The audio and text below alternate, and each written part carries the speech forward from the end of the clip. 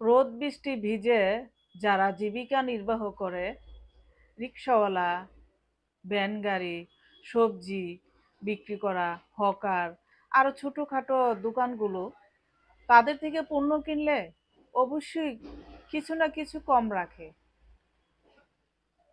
আবার এমন দোকান আছে একদম লিখা, ওইখান থেকে আপনি যদি একটা কিনেন একই রেট, 10টা কিনেন ঠিক একই রেট, কোনো কম দেওয়ার কোনো ইস্যু নেই।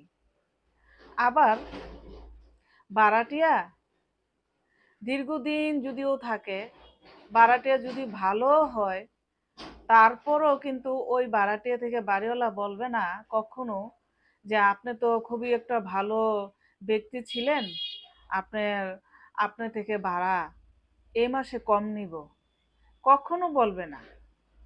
তো এখন বলেন তো, কাদের মন মানসিকতা ভালো? কমেন্ট করে জানান।